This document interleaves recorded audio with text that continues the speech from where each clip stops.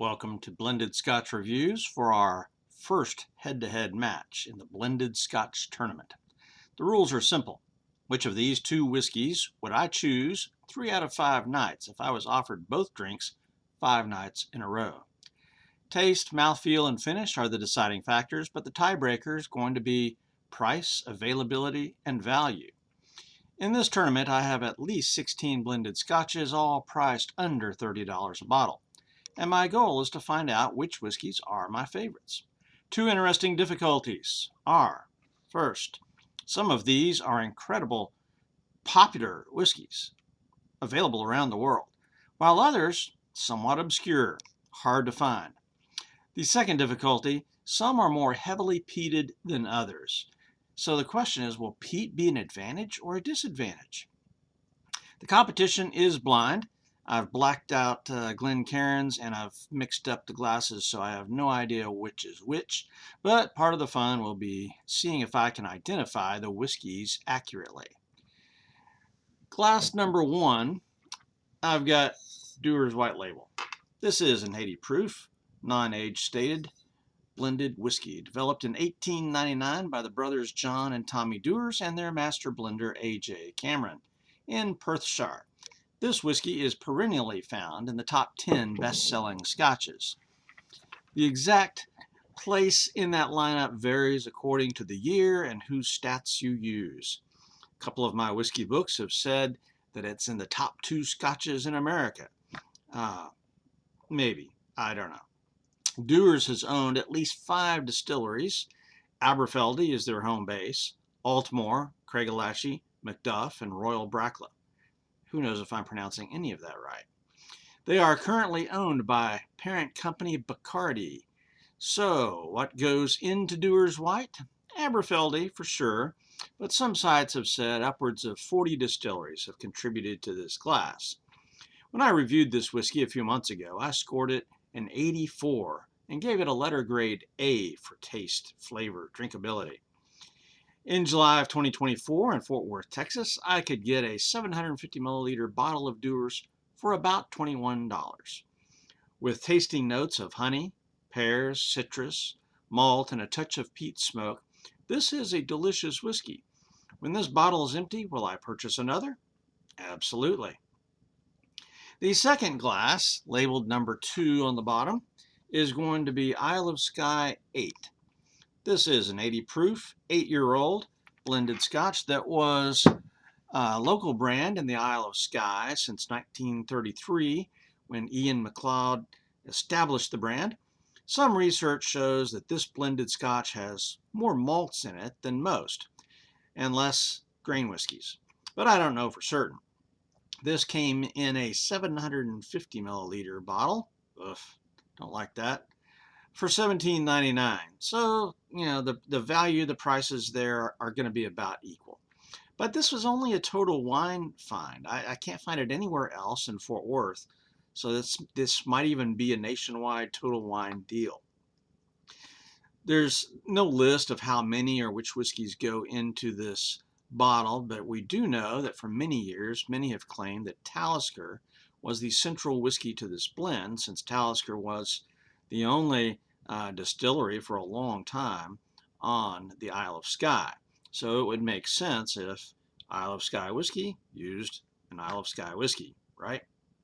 But Isle of Skye also owned, or Ian MacLeod, I should say, today owns Glengoyne, Tamdhu, and the Smokehead brand as well.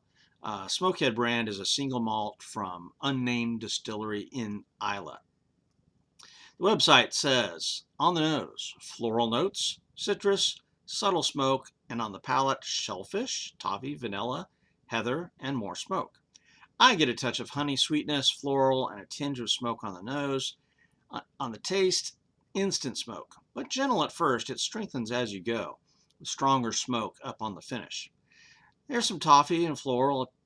It seems a bit thin, maybe, in its flavor profile, but not to the point of a distraction. There's an appropriate burn level on this whiskey. In sum, a wonderful, enjoyable introduction to peated scotches. I gave it a score of 83 and an A- in July of 2024. So it comes in just below where I rated Dewars, but my rating scheme may not be totally perfect, obviously. Now, will I purchase another bottle of Isle of Skye 8? Absolutely. This is a wonderful whiskey. So now, let's go for the blind match. Here are the two blacked out Glen cairns. There's a yellow sticker on the bottom. Number 1 is Dewars and number 2 is Isle of Skye. First, the nose.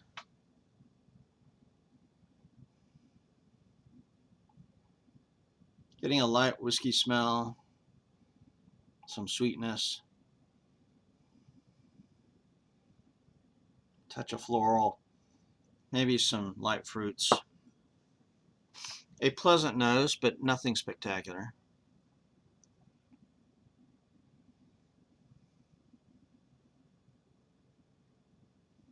This one has even less of a nose. How's that possible?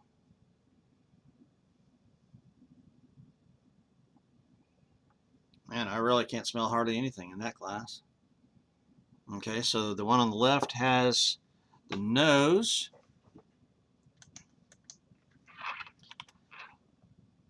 So if that's got the stronger nose, then I'm going to taste the one on the right first.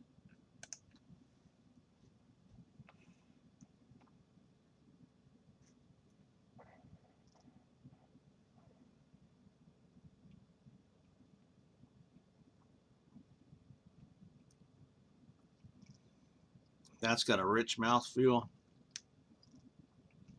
Getting lots of peat smoke there, so going off of my initial sip, I'm going to say this is definitely Isle of Skye. Funny how I couldn't smell it though, but my nose is lousy. I can't hardly smell whiskey. But usually I can smell peated Scotch.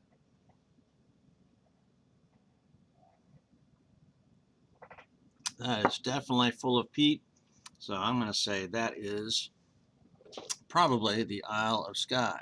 But let's cleanse the mouth a little bit.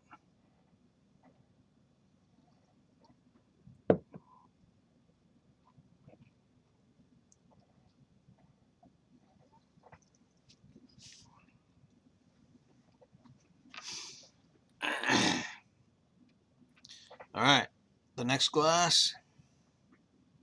So this one should have a number 1 on the bottom if this is in fact Dewars.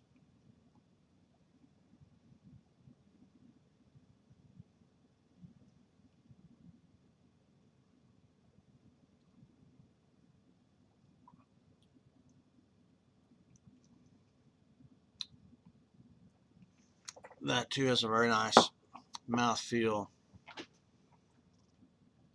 The peat smoke is on the tail end of that, and it's nowhere near as strong as the first one.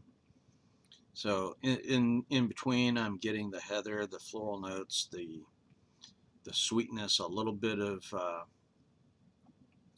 the grain comes through, and I think this is actually why I like blended scotches so much, is that I entered the world of Scotch through American whiskeys, bourbon, rye, American whiskeys, corn whiskeys, Texas whiskeys, and so those were all heavy on grain, corn primarily or rye. And so I'm picking up on that with these blended scotches, and it's something familiar. So I think that's why I'm liking blended scotches. But I'm going to just say that this one has got to be number 1, Dewars.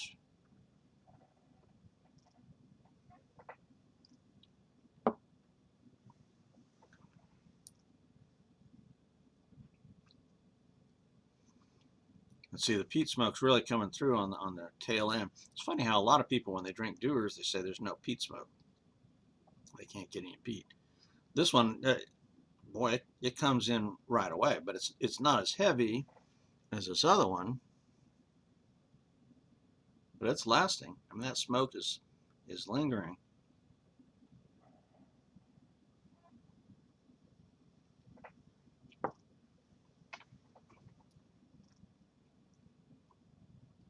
Wow.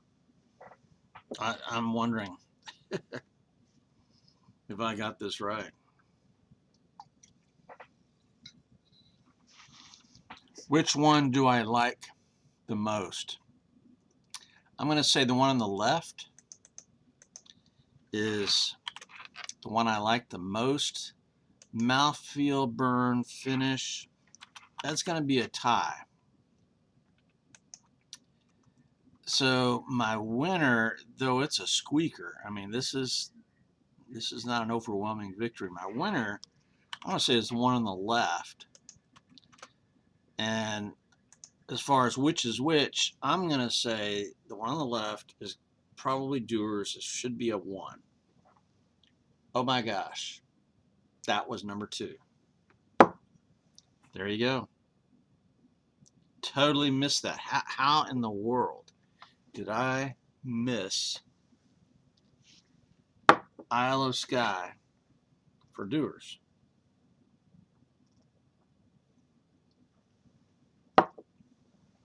It had the richer nose, richer everything. You know, the peat smoke on the Dewars stands out for me. And there's a lot of people say they don't get any peat smoke at all. But it stood out so much that I was thinking I was drinking Isle of Skye. Wow. That is humbling. All right. We have a winner. That winner is Isle of Skye. So that really surprises me going in. I favored Dewars. So today, at least, Isle of Skye is the winner. So in conclusion, both of these blends are wonderful. And because they're so drinkable, so enjoyable, and yet different, they both have earned a permanent place in my cabinet. So I would never hesitate to accept a bottle or a drink, if offered, from these two whiskeys.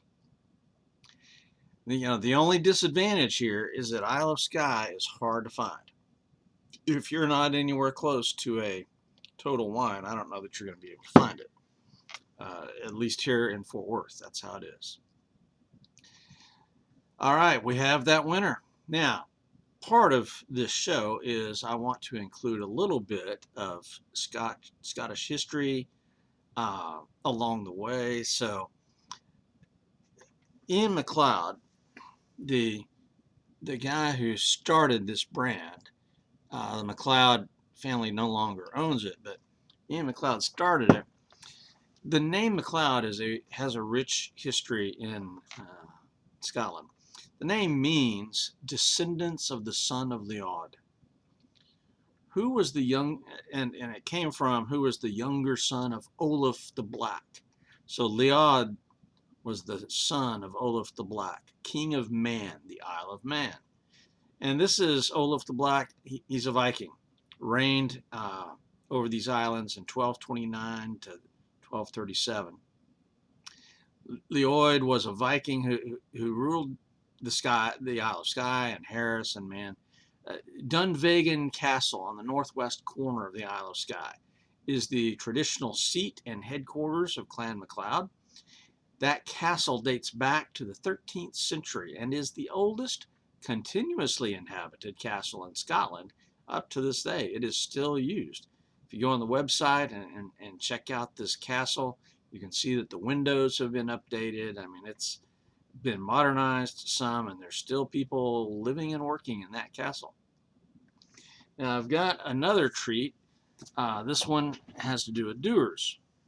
This book, A Ramble Round the Globe, is written by Thomas Robert Dewar, one of the Dewar brothers. He took a world-wide trip and wrote a book about it at the end, describing everything that he saw. So I'm going to read a short passage from Dewar's book about his around the world trip.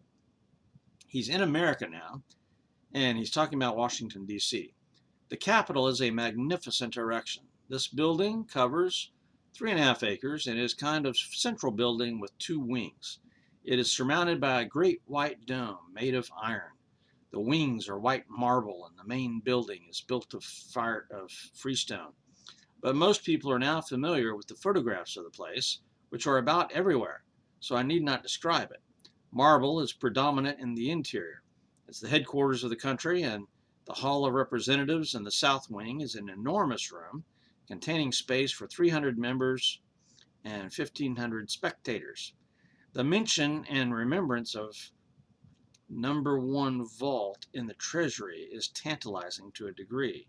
It is 89 by 51 by 12 feet and contains 93,250,000 silver dollars, or between 19 and 20 million sterling. The White House, the home of the president, is here, and much to the astonishment of the patriotic official who showed me over the place, I was able to tell him something about what it contained. He was expatiating proudly on the fact that everything or nearly everything was American made. When I mentioned that he must not forget there was something from Scotland in his cellar. At first he looked hurt, but when I gave him my card and he saw who I was, his countenance relaxed, and the meaning smile which beamed over it proved that he was well aware, as I, of what had traveled from Perth to Washington some few months previously. So the Dewars had sent a barrel of their whiskey to President Harrison, and it was there in the White House in the basement while he was doing his tour. Well, next on Blended Scotch Reviews. Which whiskey is the most popular in Scotland? We'll take a look at that next time. This is Stab the Dragon for Blended Scotch Reviews out here.